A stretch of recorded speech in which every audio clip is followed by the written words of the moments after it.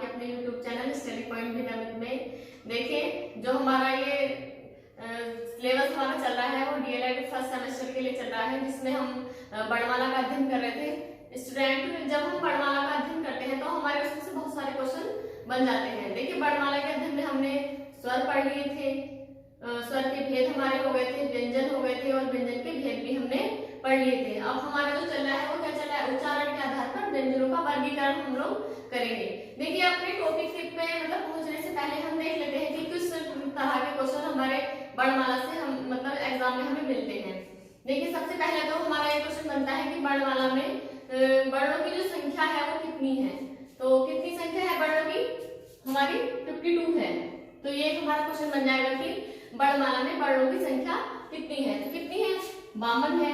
फिर उसी में से क्वेश्चन बन जाता है कि वर्णमाला में स्वर कितने होते हैं। वर्णमाला में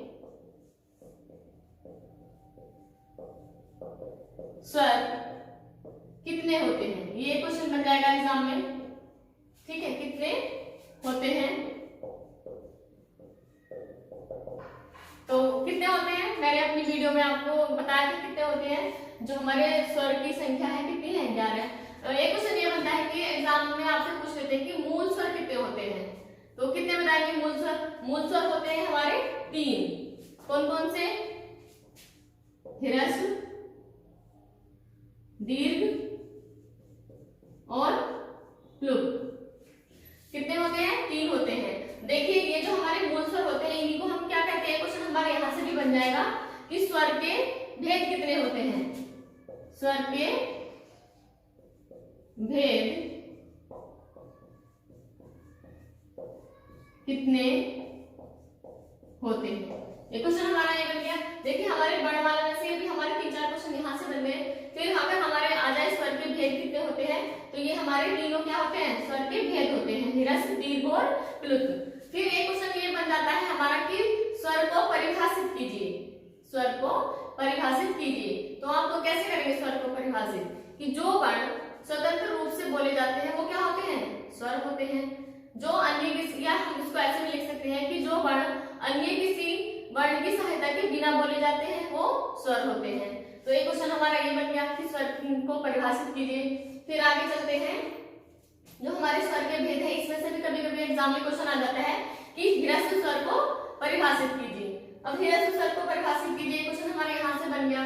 तो कैसे परिभाषित करेंगे कि जिन वर्णों के उच्चारण में कम समय लगता है वो क्या होते हैं, ह्रस्व स्वर होते हैं। ह्रस्व स्वर कौन कौन से होते हैं, ए, ई, उ, री। ये क्या है, हमारे ह्रस्व स्वर हैं। तो ये हमारे यहाँ से क्वेश्चन क्लियर हो गया। फिर एग्जाम में कभी कभी आ जाता है कि दीर्घ स्वर क्या होते हैं, दीर्घ स्वर को उच्चारण सहित परिभाषित कीजिए। ऐसे भी एग्जाम में क्वेश्चन बन जाता है। तो बच्चे क्या होते हैं, कंफ्यूज हो जाते हैं कि उच्चारण सहित या एग्जाम्पल सहित कैसे उसको हम लिखेंगे। तो कैसे लिखेंगे, जिन वर्णों के उच्चारण में ह्रस्व स्वर की अपेक्षा अधिक समय लगता है वो क्या होते हैं, हमारे दीर्घ स्वर होते हैं।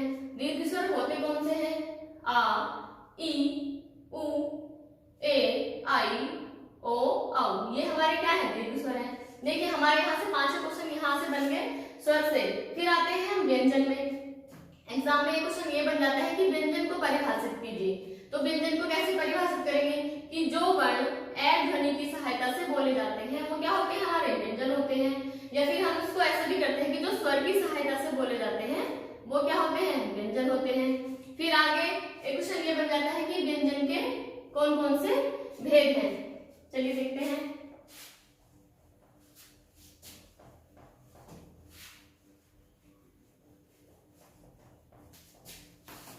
व्यंजन के कौन कौन से भेद होते हैं। तो देखिए व्यंजन के हमने जो आपके सिलेबस में है वो 3 ही भेद हैं। कौन कौन से हैं, स्पर्श व्यंजन, अंतस्थ व्यंजन, ऊष्म व्यंजन। लेकिन मैंने आपको कल 5 भेद कराए थे उसके, स्पर्श, अंतस्थ, ऊष्म, आगत और संयुक्त अक्षर, ये मैंने आपको कराए थे। तो देखिए जब आपको एग्जाम में क्वेश्चन बनेंगे तो कैसे बनेंगे, व्यंजन के भेद में आपसे पूछा जाएगा कि व्यंजन के कितने भेद होते हैं। तो आप उसमें अगर आपको ऑप्शन में है ये, तो अगर ऑप्शन में 3 दिया हुआ है तो वो भी आपका सही हो जाएगा, 5 दिया है वो भी सही हो जाएगा। और अगर कहीं आपको परिभाषा के लिए पूछा जाए कि स्पर्श व्यंजन की परिभाषा बताइए, तो आप कैसे लिखेंगे उसको। यानी कि जिन व्यंजनों का उच्चारण करते समय जो हमारी जीभ है मुख के किसी न किसी भाग को स्पर्श करती हुई गुजरती है या निकलती है, तो वो क्या होते हैं, हमारे स्पर्श व्यंजन होते हैं। ठीक है, स्पर्श व्यंजन को फिर एक क्वेश्चन ये बन जाता है कि स्पर्श व्यंजन को कितने वर्गों में बांटा गया है। तो आपको पता है स्पर्श व्यंजन को हमने कितने वर्गों में बांटा है, 5 वर्गों में। एक क्वेश्चन आपका ये बन गया। ये भी पूछ लेते हैं कि कौन कौन से वर्गों में बांटा गया है। तो जो आपके का वर्ग है, चा वर्ग है, टा वर्ग है, ता वर्ग है या पा वर्ग है, ये हमारे किसमें है, हमारे स्पर्श व्यंजन में है। इनकी संख्या कितनी होती है, कभी कभी ये भी क्वेश्चन आ जाता है कि स्पर्श व्यंजनों की संख्या बताइए। तो कितनी, जो हमारे 5 वर्ग है तो उनकी संख्या हमने कितनी रखी है, 5 संख्या है। लेकिन उसमें फिर हमारे जो प्लस हमारे दो द्विगुण व्यंजन जो इसमें मिल जाते हैं, तो कितनी टोटल संख्या हो जाती है, 27 यानी कि 27 हो जाती है। फिर आ जाता है कि अंतस्थ व्यंजन कौन से होते हैं। तो अंतस्थ व्यंजन अगर लिखने को आ जाए तो कौन से होते हैं, य, रा, ला, वा, ये आपके कौन से होते हैं, अंतस्थ व्यंजन होते हैं। अगर अंतस्थ व्यंजन को मतलब परिभाषा लिखने के लिए आ जाए, ये क्वेश्चन बन जाता है कि अंतस्थ व्यंजन की परिभाषा लिखिए, तो आप उसको कैसे परिभाषित करेंगे, यानी कि जिन व्यंजनों के उच्चारण में भीतर से बाहर की ओर एक शक्ति लगती है, जिन व्यंजनों के उच्चारण में अंदर से बाहर की ओर एक शक्ति लगती है, वो क्या कहलाते हैं, हमारे अंतस्थ व्यंजन कहलाते हैं। ठीक है, क्वेश्चन आप यहाँ से तैयार हो गया। फिर आपका ऊष्म व्यंजन कि ऊष्म व्यंजन को परिभाषित कीजिए और उस पर उदाहरण बताइए। तो बताइए ऊष्म व्यंजन को कैसे परिभाषित करेंगे, यानी कि जिन वर्णों का उच्चारण करते समय क्या होता है, हमारी जो वायु है वो रगड़ खाती हुई बाहर आती है, जिससे क्या होता है, ऊष्मा उत्पन्न होती है, तो वो हमारे कौन से व्यंजन कहलाते हैं, ऊष्म व्यंजन कहलाते हैं, ऊष्म व्यंजन कहलाते हैं। क्वेश्चन आपका यहाँ से बन गया कि ऊष्म व्यंजन को उदाहरण सहित परिभाषित कीजिए। तो ऊष्म व्यंजन की परिभाषा हो गई। ऊष्म व्यंजन कौन कौन से होते हैं, च, श, स और ह, ये हमारे क्या है, ऊष्म व्यंजन है। ठीक है, ये आपका हो गया पूरा क्लियर। फिर आता है आपका, कभी कभी एग्जाम में वैसे आता नहीं है लेकिन फिर भी आ जाता है कि आगत व्यंजन जो होते हैं वो क्या होते हैं।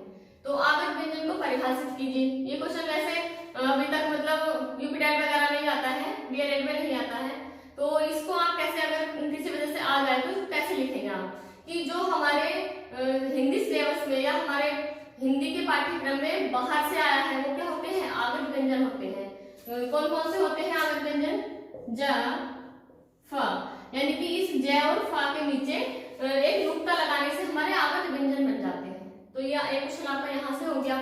चलिए आगे चलते हैं।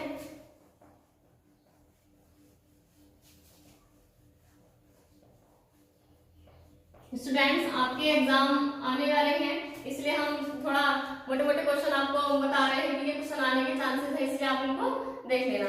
फिर आते हैं संयुक्त अक्षर कि संयुक्त अक्षर क्या होते हैं। क्वेश्चन आपका यहाँ से बन जाएगा कि संयुक्त अक्षर क्या होते हैं, यानी कि जो व्यंजन दो वर्णों के संयोग से बने होते हैं वो क्या कहलाते हैं, संयुक्त अक्षर कहलाते हैं। संयुक्त अक्षर हमारे होते कौन कौन से हैं, छ, त्र, ग और श, ये हमारे क्या है, संयुक्त अक्षर हैं। ठीक है, चलिए अब बढ़ते हैं हम अपने टॉपिक की ओर।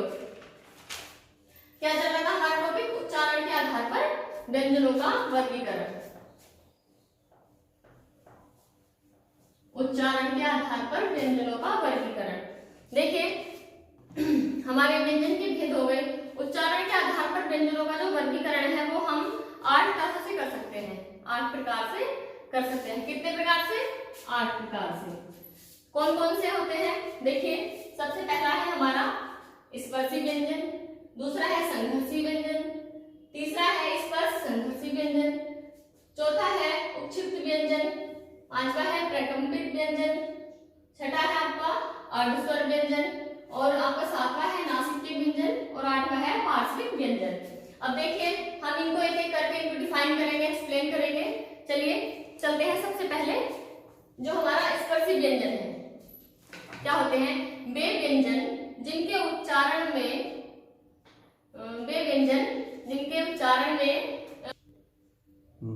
चलिए देखते हैं स्पर्शी व्यंजन। वे व्यंजन जिनके उच्चारण में हमारी जीभ एक एक अंग से दूसरे अंग को स्पर्श करती हुई बाहर निकलती है वो क्या कहलाते हैं हमारे स्पर्शी व्यंजन। देखिए स्पर्शी व्यंजन कौन कौन से होते हैं। का, खा, गा, घा, टा, डा आदि और भी होते हैं। अब चलिए हम दूसरा वाला देखते हैं संघर्षी व्यंजन। संघर्षी व्यंजन क्या होते हैं चलिए देखते हैं। संघर्षी व्यंजन वे व्यंजन जिनका उच्चारण करते हुए दो अंग एक दूसरे से स्पर्श तो न हो किंतु एक दूसरे के इतने निकट आ जाए कि हमारी जो मुख की वायु है उसको घर्षण करते हुए मुख से बाहर निकलना पड़े, तो वो हमारे क्या कहलाएंगे संघर्षी व्यंजन। अब देखिए संघर्षी व्यंजन कौन कौन से होते हैं। श, स, श, ह, जा और फ, ये होते हैं हमारे संघर्षी व्यंजन। अब देखते हैं हमारे स्पर्श संघर्षी व्यंजन। स्पर्श संघर्षी व्यंजन, स्पर्श संघर्षी व्यंजन कौन से होते हैं। वे व्यंजन या कुछ ध्वनियां जिनका उच्चारण करते समय हमारे दो अंग स्पर्श तो करते हैं लेकिन क्या हो जाता है वो थोड़ा नजदीक नजदीक आ जाते हैं। या क्या होता है जब हमारी जीभ जो होती है वो दो अंगों को स्पर्श तो करती है लेकिन उनको स्पर्श करते हुए उनके बीच में थोड़ी सी दूरी हो जाती है, जिससे क्या होता है हमारे मुख की जो वायु होती है उसको बाहर निकलने के लिए क्या करना पड़ता है संघर्ष करना पड़ता है। इसलिए ये व्यंजन संघर्षी व्यंजन कहलाते हैं कि स्पर्श संघर्षी व्यंजन कहलाते हैं। अब देखिए स्पर्श संघर्षी जो व्यंजन है वो कौन कौन से होते हैं। चा, चा, छा, जा और झा, ये हमारे क्या होते हैं स्पर्श संघर्षी व्यंजन। अब देखते हैं उपक्षिप्त व्यंजन क्या होते हैं। उपक्षिप्त व्यंजन जिन वर्णों के उच्चारण करते समय हमारी जो जीभ होती है वो झटके से क्या होती है नीचे गिरती है, तो वो क्या कहलाते हैं हमारे उपक्षिप्त व्यंजन कहलाते हैं। उपक्षिप्त व्यंजन क्या होते हैं हमारे कौन कौन से होते हैं। रा और ढा, ये हमारे क्या होते हैं उपक्षिप्त व्यंजन होते हैं। अब देखते हैं प्रकंपित व्यंजन। प्रकंपित व्यंजन, प्रकंपित व्यंजन क्या होते हैं जिन वर्णों का उच्चारण करते समय हमारी जीभ में कंपन सा उत्पन्न होता है, कंपन महसूस होता है, वो हमारे क्या होते हैं प्रकंपित व्यंजन होते हैं। जैसे कि प्रकंपित व्यंजन का उदाहरण क्या है, एग्जाम्पल क्या है हमारा रा। रा क्या है हमारा प्रकंपित व्यंजन है। अब देखते हैं अर्धस्वर व्यंजन। अब देखते हैं हम क्या अर्धस्वर व्यंजन। अर्धस्वर व्यंजन क्या होते हैं जिन व्यंजनों का उच्चारण स्वरों की भांति होता है या स्वरों की भांति स्वतंत्र रूप से वो बाहर निकलती है हवा, वो क्या कहलाते हैं हमारे अर्धस्वर व्यंजन कहलाते हैं। अर्धस्वर व्यंजन के जो एग्जाम्पल है वो कौन कौन से हमारे यहाँ लिखेंगे हम या और वा, ये क्या है हमारे अर्धस्वर व्यंजन है। इसमें क्या चलो अब देखते हैं नासिक्य व्यंजन। नासिक्य व्यंजन क्या होता है कि जिन वर्णों के उच्चारण में जो हमारी वायु होती है वो नाक से बाहर निकलती है वो हमारे क्या कहलाते हैं नासिक्य व्यंजन कहलाते हैं। नासिक्य व्यंजन कौन कौन से होते हैं। ण,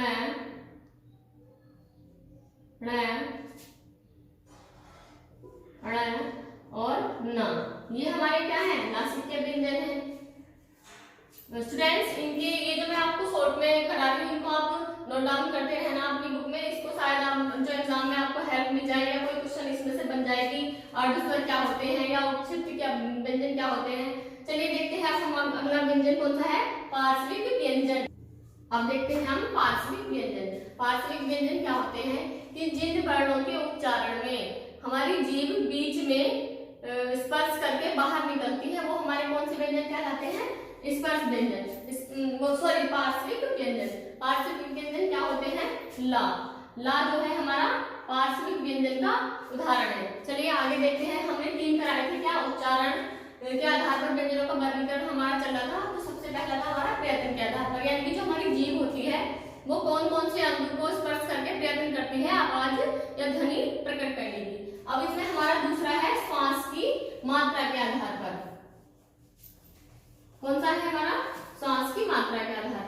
श्वास की मात्रा के आधार पर हमने जो व्यंजनों का वर्गीकरण किया है वो दो भागों में किया है। कौन कौन से? अल्पप्राण और महाप्राण।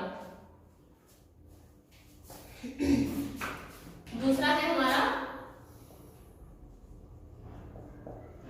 श्वास की मात्रा के आधार पर। तो श्वास की मात्रा के आधार पर हमने कितने भागों में बांट दिया इसको?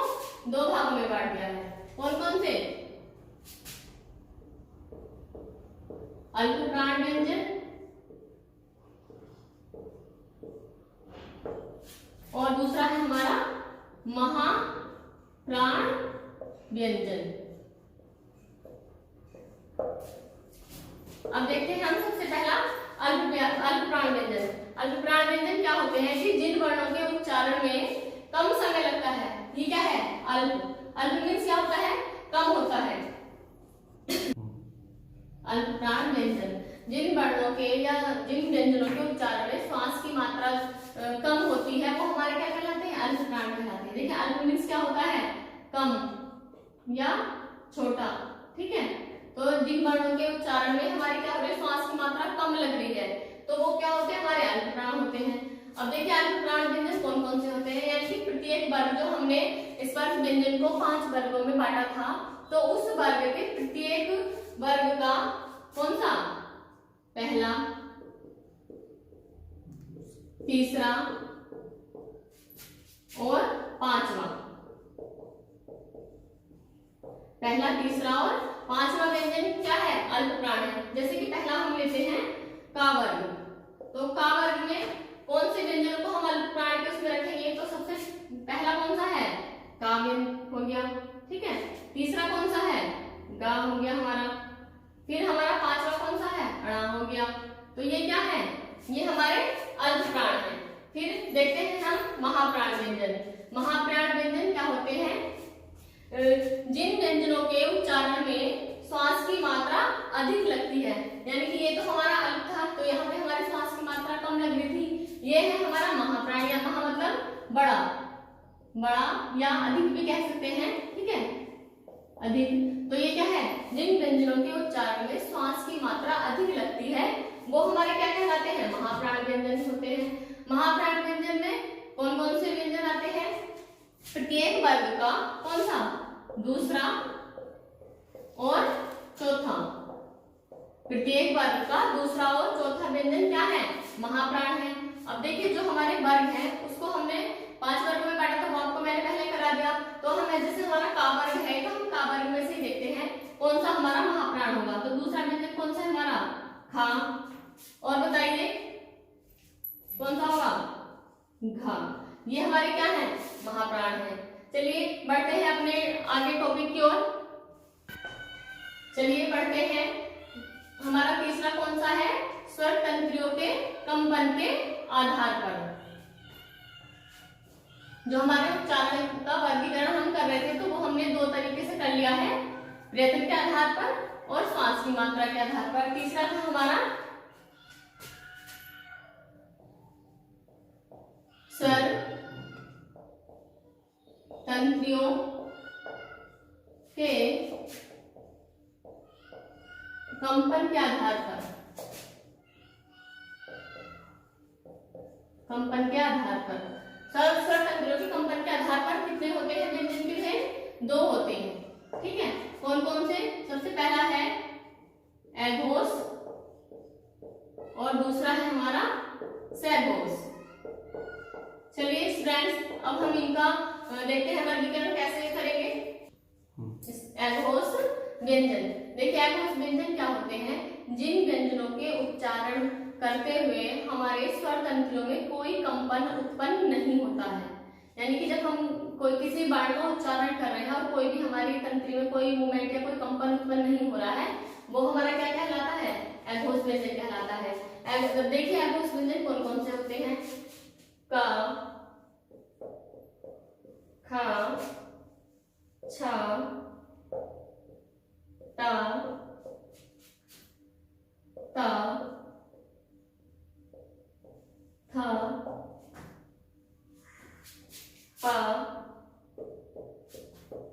श,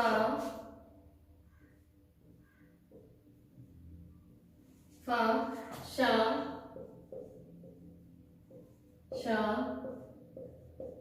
श और हा। ये क्या होते हैं हमारे एगोज व्यंजन होते हैं। अब देखते हैं हम सैगोज व्यंजन। सैगोज व्यंजन क्या होते हैं कि जिन व्यंजनों के उच्चारण में हमारे स्वर तंत्रों से निकलने वाली जो गूंज होती है या ध्वनि होती है वो क्या होती है हमारे मुख से निकलने वाली वायु में शामिल हो जाती है। और जब वो हमारे मुख से निकलने वाली वायु में शामिल हो जाती है तो एक ध्वनि सुनाई देती है। लेकिन ये एगोज में नहीं होता है। एगोज में क्या होता है कोई कंपन महसूस नहीं होता, लेकिन सैगोज में क्या होता है महसूस होता है। यानी कि जो हमारे उच्चारण करते हैं हम, दो तंत्रों से जो ध्वनि निकलती है, गूंज निकलती है, वो मुख से निकलने वाली वायु में शामिल हो जाती है, जिसे हम क्या कहते हैं सैगोज व्यंजन कहते हैं। अब देखिए जो ये हमारे सैगोज व्यंजन होते हैं वो कौन कौन से होते हैं। लिखिए ग, घ, ण, च, छ, अण, ड, ढ, ण, द, ध, न, ग, भ, म, य, र, ल और व। ये हमारे क्या है, ये हमारे सैगोज व्यंजन है। अब चलिए ये हमारा हो गया, तीनों हमारे उच्चारण के आधार पर व्यंजनों का वर्गीकरण जो हमारा है वो पूरा हो गया है। उसके आगे हमारा जो रह गया था हमारे वर्णमाला में, आगे हमारा है आयोगवाह। अब हम आयोगवाह के बारे में पढ़ेंगे। आयोगवाह, आयोगवाह क्या होते हैं। आयोगवाह ऐसे वर्ण होते हैं जो न तो स्वर के मेल से बने होते हैं और न ही व्यंजन के मेल से बने होते हैं। ऐसे वर्ण, हम इसको ऐसे लिख सकते हैं परिभाषा में कि ऐसे वर्ण जो न तो स्वर के मेल से बने होते हैं न ही व्यंजन के मेल से बने होते हैं, उन्हें हम आयोगवाह कहते हैं। अब देखिए जो हमारे आयोगवाह है इनको हमने तीन भागों में, तीन पार्ट में डिवाइड कर दिया है। देखिए कौन कौन से हैं हमारे आयोगवाह के भेद। तो सबसे पहला है अनुस्वार, दूसरा है हमारा अनुनासिक, अनुनासिक, और तीसरा है हमारा विसर्ग। कौन सा है हमारा विसर्ग। अब देखिए सबसे पहले हम पढ़ते हैं अनुस्वार के बारे में। अनुस्वार जिन वर्णों के उच्चारण में क्या होता है, जिन वर्णों के उच्चारण में जो हमारी वायु होती है वो केवल कहां से बाहर निकलती है, नाक से बाहर निकलती है, वो क्या कहलाते हैं हमारे अनुस्वार कहलाते हैं। क्या कहलाते हैं, अनुस्वार कहलाते हैं। अनुस्वार कैसे बनते हैं, देखिए मैंने बताया था कि ना तो वो अकेले स्वर के मेल से बनते हैं और ना ही अकेले व्यंजन के मेल से बनते हैं, वो स्वर और व्यंजन दोनों के मेल से बनते हैं। तो देखिए जो हमारा प्रत्येक, जो हमने वर्ग में बांटा था स्पर्श व्यंजन को, प्रत्येक वर्ग का जो पांचवा हमारा वर्ण होता है, जब वो व्यंजन के साथ मिल जाता है तो हमारा क्या बन जाता है, अनुस्वार बन जाता है। समझ में आया, दोबारा सुन लीजिए। जिन वर्णों के उच्चारण में जो हमारी वायु होती है वो केवल नाक से बाहर निकलती है तो वो क्या कहलाते हैं, हमारे अनुस्वार कहलाते हैं। यानी कि प्रत्येक हमारा जो वर्ग है उसका पांचवा वर्ण जब व्यंजन के साथ मिलता है तो क्या होता है, अनुस्वार बन जाता है। कैसे बनता है, एक बिंदु के माध्यम से बनता है। जैसे कि मैं कुछ एग्जाम्पल आपको बता रही हूँ। जैसे ये क्या लिखा हुआ है, पंखा लिखा हुआ है। अगर हम इसमें अंक का बिंदा यहाँ लगा देंगे तो क्या बन जाएगा, ये पंखा बन जाएगा। ऐसे ही हमारा क्या है, झंडा है, ठीक है। इस तरह से आपका ये अनुस्वार बन जाएगा। आगे चलते हैं, हम देखते हैं अनुनासिक। अनुनासिक जिन वर्णों के उच्चारण में जो हमारी वायु होती है वो नाक और मुख दोनों से बाहर निकलती है।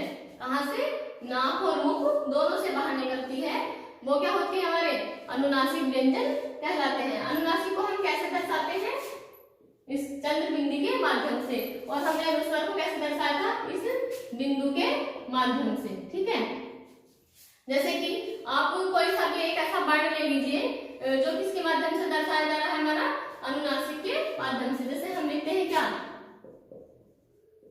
आंख, ऊंट, ठीक है, आदि। अब देखते हैं हम विसर्ग। विसर्ग का जो उच्चारण होता है वो क्या होता है, मतलब जब हम किसी शब्द को लिखते हैं या उसको बोलते हैं तो अक्षर के अंत में लगने वाले ये दो बिंदु क्या होता है, अक्षर के अंत में लगने वाले दो बिंदु क्या कहलाते हैं, विसर्ग कहलाते हैं। जो हम विसर्ग को जो हम दर्शाते हैं वो कैसे, हल्के से है की ध्वनि से दर्शाते हैं। कैसे, जो हमारा ये है या हाँ जिसको हम बोलते हैं इसकी ध्वनि से हम दर्शाते हैं। जैसे एग्जाम्पल देख लीजिए, जैसे अतः है, प्रातः है आदि। देखिए स्टूडेंट्स, आज हमारी जो है ये वर्णमाला कंप्लीट हो गई है। ठीक है, और इसमें से आपको बहुत सारे क्वेश्चन एग्जाम में मिलने वाले हैं, कम से कम ज्यादा भी नहीं तो 60% क्वेश्चन आपको वर्णमाला से मिलेंगे। अगर आपको कोई चीज समझ में नहीं आई है तो आप उसे कमेंट बॉक्स में बता सकते हैं। और देखिए जो हमारी कल की क्लास रहेगी उसमें हम क्या क्या आपको पढ़ाने वाले हैं वो एक बार देख लीजिए। कल की क्लास में हम आपको विलोम शब्द, समानार्थी, तुकांत, ये सारी चीजों का अध्ययन कराएंगे। प्लीज हमारे चैनल को लाइक कीजिए, सब्सक्राइब कीजिए और शेयर कीजिए। Thank you.